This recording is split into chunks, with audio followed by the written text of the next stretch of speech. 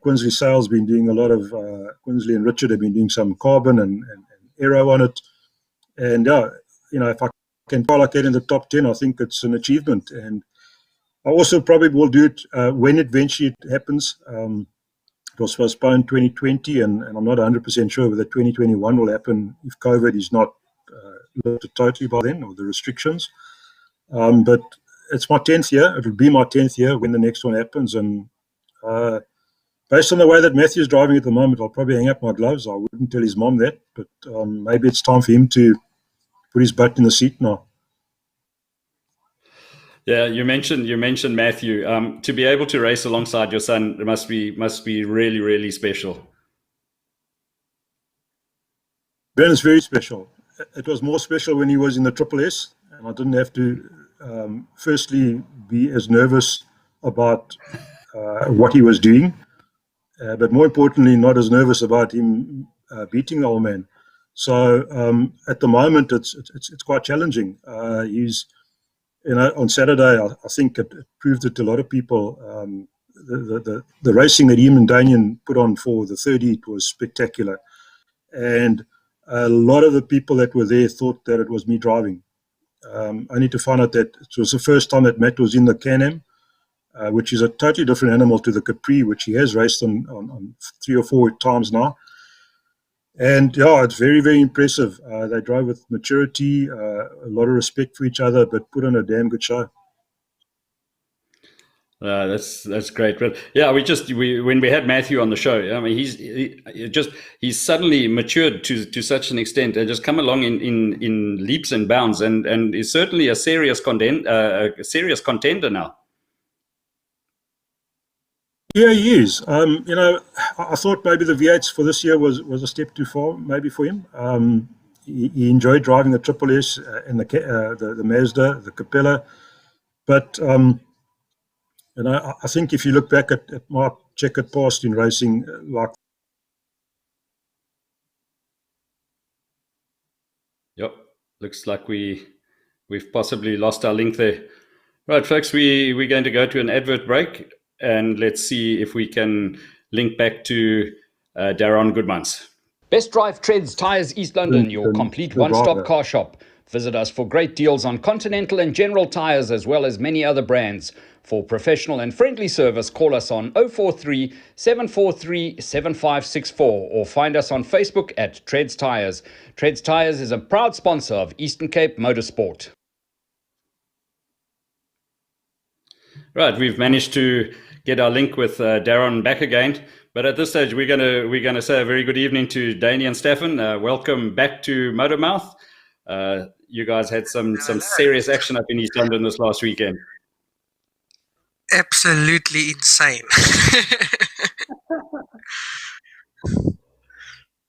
No, great stuff. The rivalry between the two of you, I mean, it's not just East London. It's we've seen it in Port Elizabeth as well. The action is certainly close, and with cars like that, you don't want to really be rubbing against each other, but it certainly looks like at times it's very, very close. Extremely close. So there's a couple of times where we've come past each other or between each other that you can't slide a piece of paper between us, and I think that just also goes to show the amount of trust like I'll have and respect that I'll have for Darren's car or Matthew's car, and we all have a respect for each other, and that's pretty special. You don't see that anymore, Yeah, it's actually, if I can just come in here quickly, Brendan. Yeah, no problem. Sorry, Ben, I don't want to talk over you, but Daniel, just don't forget, you still do owe me one rear body panel that has not been painted yet from last season. That. PE happened. Yeah. My room scratched, okay? Yeah, PE, with the guy, the time that you guys came down to racing PE, the guys left with lots of broken cars. We've had some. We have a lot of pictures from Paul Berry, but these are Darryl Cookard's pictures that are coming out. And you just see how close the racing is in Port Elizabeth. I mean, really on the tight technical stuff with your guys' cars. I mean, the driving styles from Scribante to East London. Tell us a little bit about the different setups that you guys use. it's totally different. With with East London, as you've seen on the onboard lap, that it's a much more flowing circuit. We tend to run the cars slightly harder, or I run my car a little bit harder in East London than I do in PE. But taking the car to PE last time was actually the first time I'd driven the car down in PE, so I didn't know what to expect. And I just remember getting out the car laughing because it was so much fun. It's like being in a cart all over again. And Darron, from your side? Then again, my history in racing is our first time at Carl Army. We took a toolbox up that had a 10 ring spanner to adjust the wing, and a compressor to adjust the tire pressures. That was it.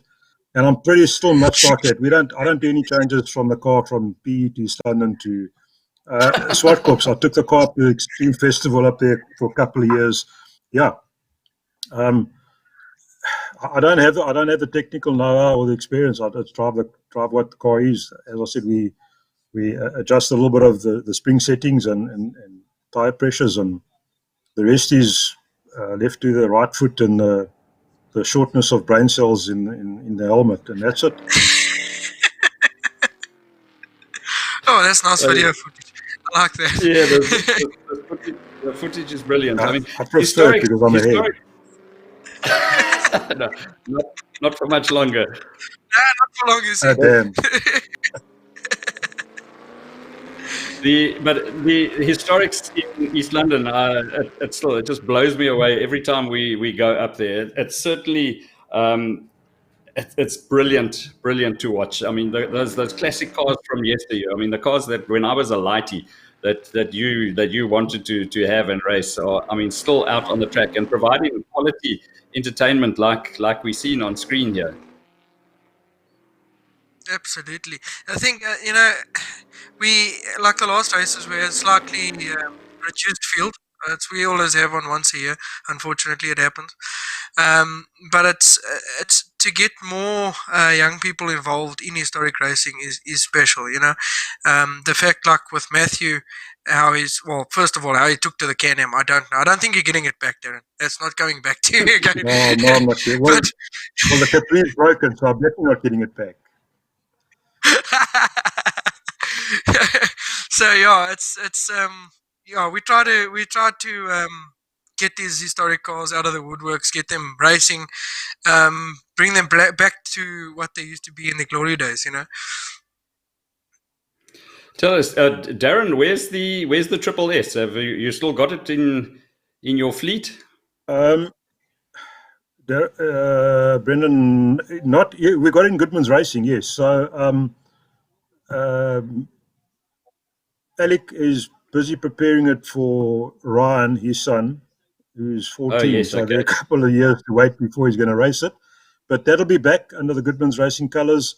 And the Can-Am was moved over to Brendan Smith from PE. So he's busy with that car for racing hopefully next year. He wants to try and run at the Border 100, but I'm not 100% sure.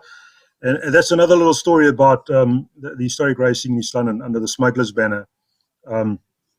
Quentin Lessing flew back from Mtwara with me one day, drove from the airport to his best drive shop in a Skyline 35, and we did a trip to George.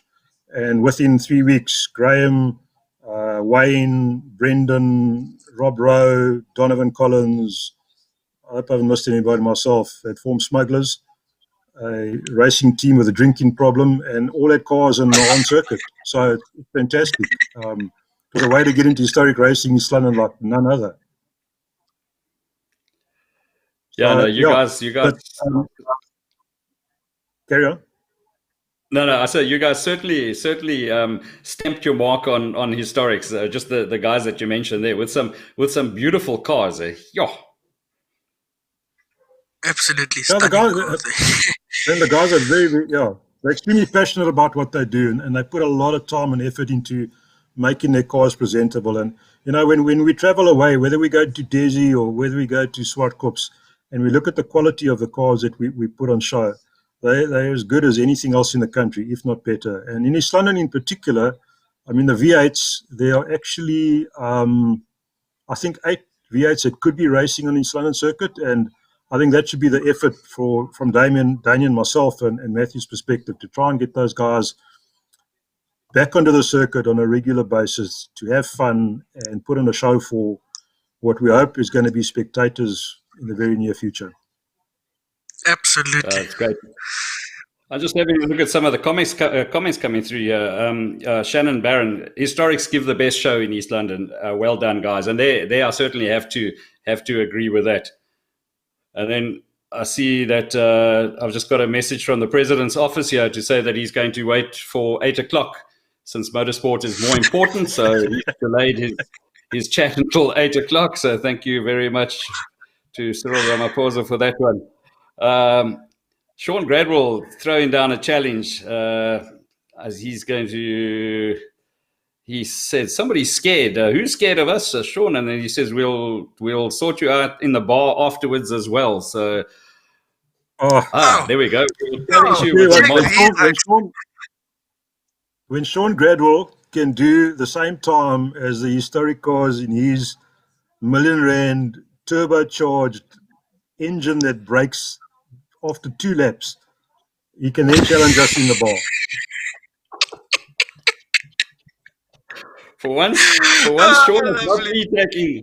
For once, it's not me taking a bash at Sean. He's got when the day that he actually finishes the race, there's going to be a serious party. He won't even make it to the bar if he finishes the race. He'll never make it to the bar. He'll be so tired because he's only done a lap and a half in his life. So I don't know what he's talking about. He's challenging us in the bar.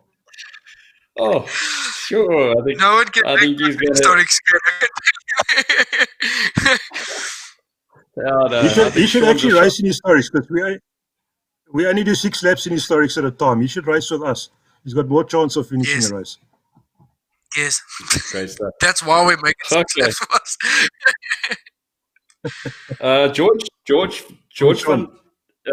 George van Balen's asking a question. Yeah, best time at Scribanti. Danian, let's go with you first. Your best time around Scribanti? We did a 107.6 as far as I remember in qualifying. After that, I have no clue, to be honest. I know we did a 107.6. I do have that on paper.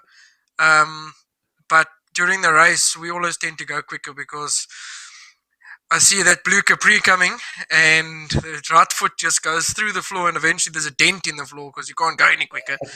So we always go quicker in the heats, but I have no idea. We have too much fun to even worry about it, to be honest. Yeah, the times go out the window. Darren, any your best time? Any idea what it is? No, I didn't know we were that quick. I think I've also done a 7 or an 8 in PE, but yeah. But again, Brendan, put that in perspective. I think when I started, or even towards the end in Westbank Modified V8s Class B or GD2, we were only doing 103s in 650 horsepower cars with wings and slicks from hell, new rubber, sponsored everything. So that, doing a 107 in a 40-year-old car with no real aids at all, and normally on shot rubber, yeah. It's an interesting series to run, and honestly, I'm not taking anything away from the guys that are in the lower classes or the B, C's and D's or whatever. I mean, they all drive with their hearts on their sleeves, but yeah, the V8s are really special. It's something else to drive these cars around these circuits. It really is. Definitely. Yeah, and actually, before sorry to interrupt, I want to put up a challenge. We need to get as many V8s for Border 100 in East London, and I hope a lot of people are listening because, yeah, we want to have a big field of V8s, and we're all looking forward to it. It's not a lot of time, but let's see what we can do. Talking about the Border 100, what are the entries looking like at this stage? I have no idea. So there are a couple of guys from Natal that I think are planning to come down, and Craig exactly to come down with a couple of cars. We're trying to. I don't think Matthew broke my engine intentionally, but so the idea is that Willie might bring my car back if it's done in time, and I might even let him race it at the Border 100 if it's done in time. So yeah, we will make an effort. I think some of the guys from PE will enter and bolster the field. So yeah, hopefully we end the year on a much better note than we started, and the whole year's been. 2020 has just been that year. You don't think that you could possibly attract any of the backdraft Cobra guys? Those guys have put on a good show around the country. Don't you think you could get any of them to come down and race? They will be for the Border 100 itself. Yes, there's quite a big interest in the Border 100 itself. But in terms of the V8s and the historics, we also try to ensure that we have a 20+ field for the day. Yeah, brilliant. Gentlemen, I think we're going to start wrapping it there. Thanks very much to both of you for joining us on the show. It's been great. The guys certainly throwing lots of comments there. So great stuff.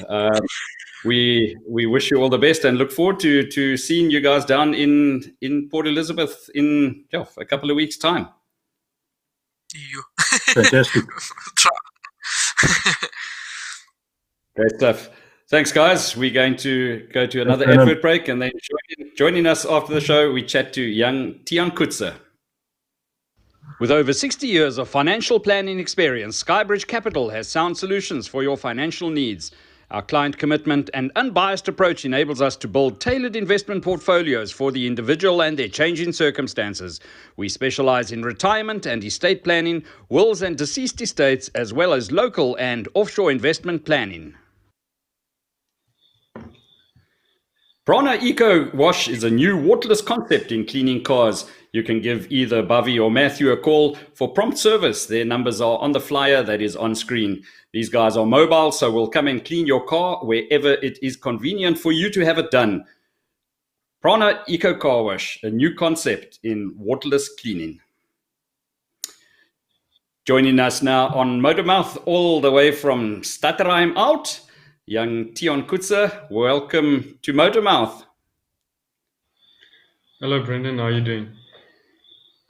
All great, thanks. No, I really enjoyed chatting to those two.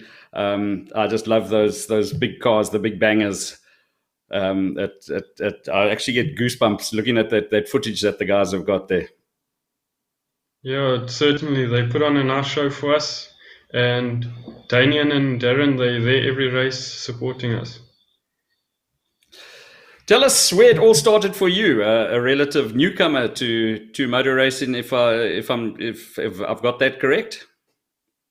Yeah, certainly. I haven't been racing for long, but I've been involved at the track for a long time. My dad's been racing for many years before my time, and I've grown up at the racetrack.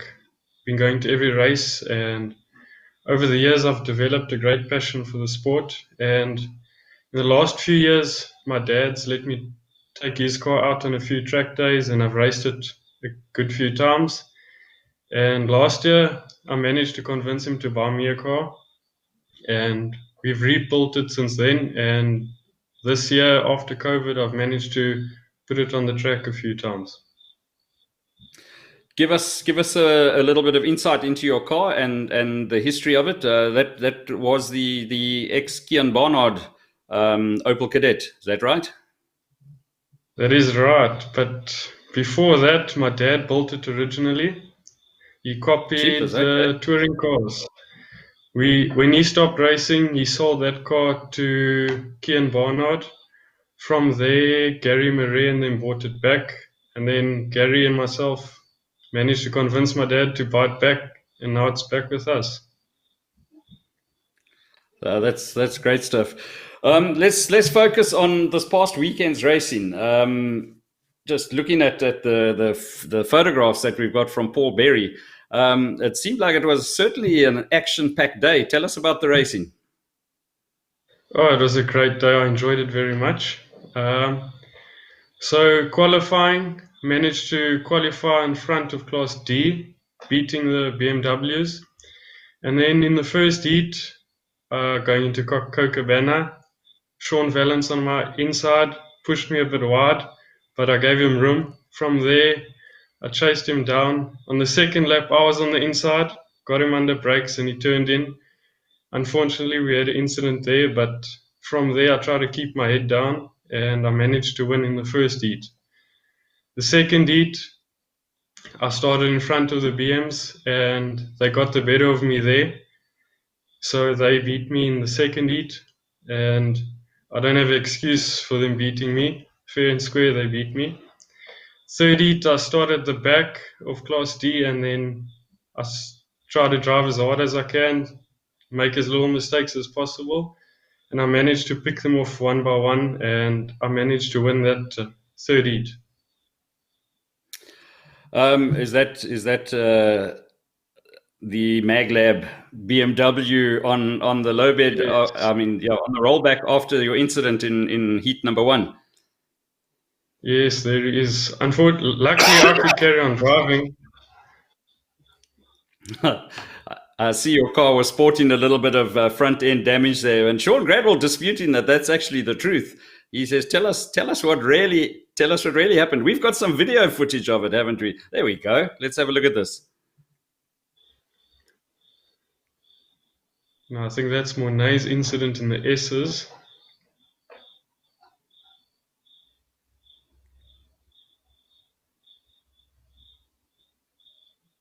Oi. So, I see you just took to the grass there, took the easy way out. Yes, evasive action I had to take there. Okay, yeah, no.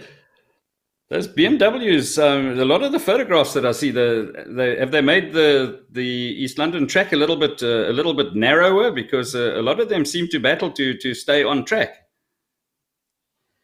No, I don't know about that. But luckily I'm fast in the corners, and they are, but they come flying past in a straight line, so I have to make it work where I can.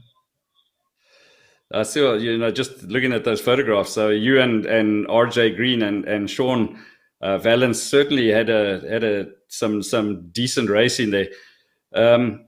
Shame, and Sean Gradle was sitting in the pits watching. Do you think that BMW of his might ever get out and get to finish a race? Actually, for his part, I hope it does. He's had lots of hard knocks with that car. Hopefully he can get it sorted and it can start being reliable for him. I see Melindre Moraes joined us as well. Opel Power, Tiaan Coetzer, well done. So There you go. Lots of support there. The rest of the season, what your preparations for the Border 100? Oh, you're racing this weekend as well? No, not this weekend. The following one on the 21st of November is our next club race. Hopefully we can get a few new body panels for my car before then. And the plan's to just compete in the club race there. And then early December we have the Border 100. I'd like to compete in the sprint races. And then the plan is for my dad and I to share the car in the Border 100. On the 21st, there's a 45-minute mini enduro as well. Are you going to race that one? I think my dad will use that as getting a bit of seat time in the car just to get a feel before the Border 100. But I don't think we plan on intentionally finishing it. Oh, Sean Gradwell keeps coming back. Hard knocks, you say. So, yeah. These guys are tenacious there, but the racing certainly looked like it was lots of fun, and we focused on a lot of the modified drivers from East London, and it's such a nice group of oaks. The bullshit and banter that flies between them all the time. I follow a lot of it on WhatsApp and on Facebook. And it seems to be a nice mix of guys. And as a youngster coming in there, you certainly seem to be setting the cat amongst the pigeons there. Yes, certainly. We're a good group of friends. We can knock each other. And Luckily, most of us don't take it too seriously. I feel sorry for those that do. But yeah. Do you want to mention any names? No, I'll rather keep quiet there. Yeah, there's lots of young people in modifieds, and hopefully there'll be more on track soon. And we're just trying to grow the sport and even getting more cars on track for East London. We have a great series going in the modifieds, and hopefully there's a bright future for it. That's absolutely brilliant to hear. Tiaan, we wish you all the best for the racing at the end of the month, and then the Border 100. Hopefully, we'll be up in East London for the Border 100, so we can get to know you a little bit better. The Border 100, we hopefully will be doing, going to be doing live streaming up there. So we're still looking for sponsors to do the live stream from the Border 100. So if anybody is out there, please, there are various packages available. So you can either contact myself or Darryl Cookard and just have a look at the options that we have on offer to bring all of the action live to spectators right around the country. Right, Tiaan, thank you very much. And thanks to Devon for the drone footage as well. And also a special thank you to Paul Berry for the great race day pictures. We're going to start wrapping there. We're just going to go for another advert break. And, right, my producer shouting in my ear, no advert break. We'll have that at the end of the show. So we're going to start wrapping the show. It was fantastic to have the Michael Stephen 4-stroke series back on the circuit on Saturday. Although the numbers were down slightly, there was still plenty of action on track with a mix of sprint and endurance races. So well done to Team Cape Fabric for taking the overall win, followed by the Northfield Engineering team in second, and third, Team Auto Perfection. They rounded out the top 3 positions. In the Bambinos class, in the regional 2 strokes, the Bambino class was won by Jack Moore, and he took three out of 3 wins from the recently crowned SA champion Caleb Moss. Dylan Besaitnote finished in 3rd place. And then young Arabella Krauser from East London was voted the driver of the day, and she improved her lap times on the day by a massive 3 seconds. In karting terms, that is huge. So well done to young Arabella. It was great to have you guys down. In the Micromax class, Josh Moore emerged victorious ahead of Aidan Green and Caleb Moss as well. So, and then the Mini Rock class was won by Arabella's brother, Miles Krause, our visitors from East London. So fantastic to have the Krauser family down with us to race the karts. Folks, a reminder to please share the show across all of your social media platforms, as the show is all about promoting you, the racers out there. It's a platform for you not only to promote yourself, but your sponsors as well. My partners in crime will be off to Red Star Racing this weekend to do the live streaming up there. So, and the live stream action can all be caught on the Up to 60 Seconds Facebook page. I myself will be involved with Oval Track Racing from PE Oval Track. I'll be doing the live commentary and streaming from there. So a busy week as the year starts to wrap itself up. We're going to call it a night. Thank you to President Ramaphosa for bearing with us and holding back on his speech. We'll catch up with you guys next time. Thank you very much to all of the guys that joined. I see some other names have coming up here. Audrey Coetzer, thank you. Eli Vergara, great to have you along, Eli. Elinette Maritz, and what's Eli say? The Opel is really nice. Well done on the build. Hopefully the police can catch the BMWs at the Border 100. Will be great. Folks, that's it for the show tonight. Thank you for joining us. We'll catch up with you next week. From me, Brendan Kelly, it's good night until next time.